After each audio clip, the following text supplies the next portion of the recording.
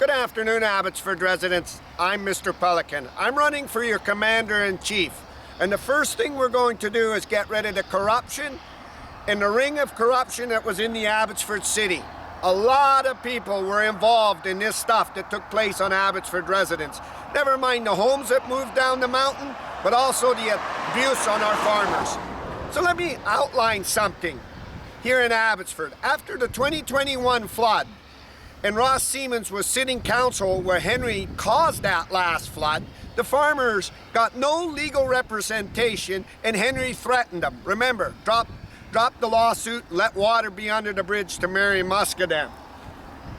It is the responsibility of the city and the city's officials to clean and dredge these things that are through Abbotsford so it can get to Barrowtown Waterworks. It wasn't. The illegal stuff of hauling rocks on Gladys Avenue against the homeless to help Ron Funkadivers, who's Henry's partners, for a job site. Barrowtown Waterworks hauling all that legal gravel and everything. So when the Nooksack flooded, the water was spread out wide rather than having the dredging brought up to build these banks up. It was a former Mayor Bruce Bamman left money and allocated knowing damage was coming to fix and maintain these services. Henry dismantled the Dyke Committee so he could get rid of eyes in the city for developments. Back doors were open and there were politicians went in there as businessmen to take advantage of the city and threaten residents for the money they lobbied and everything. You can blame Carney as much as you want for this flood, but the negligence is on Ross Siemens. He never restaked the Dyke Committee. He knew the illegal acts. He spent 90% of his time at the gas station. He has just a bag of wind propped up, and he was Henry's back boy. Henry ran him from the back.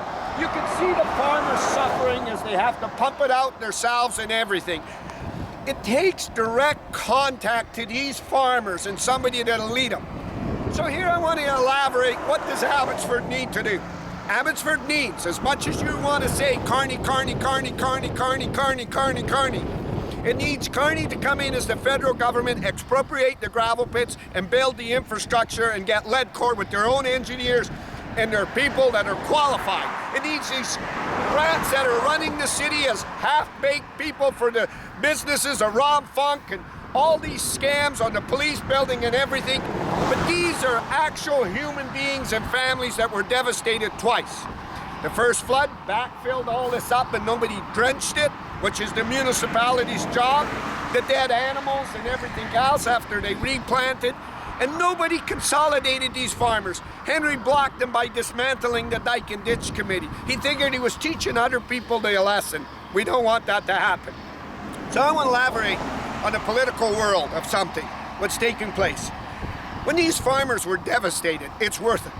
A lot of votes to get into office, a lot of votes, not just here in Abbotsford, but Alberta and everywhere. And what is missing is Pierre Poilievre standing here and saying, why is not Carney stepping in and helping Abbotsford? Because it had Pierre Poilievre's MP, Ed Fast involved, Brad Viss involved, and Pierre Poilievre knows it ain't Carney's fault. It was a scam. They were stealing the city. They took the city for hostages.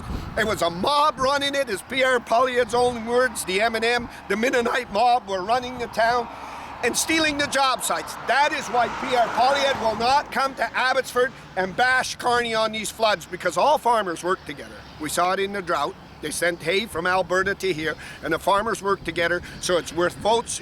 In Alberta, it's worth votes everywhere for the federal Conservatives, but he can't come in here and bash them because he knows, as well as Abbotsford and everybody knows, Henry Brown owned this city. He was threatening residents, he was lifting jobs, he was rushing jobs through the official community plan, didn't pay any attention to the city's elective duty as mayor for these functions. And the Farmers League need legal representation, and they also need criminal charges against the councillors and mayors that were doing it. And ain't that true, Pierre Poilievre? You better pull Brad Viss from being Abbotsford's voice, because he's not doing nothing but trying to prop up money to get in here for Henry Brown for the floods.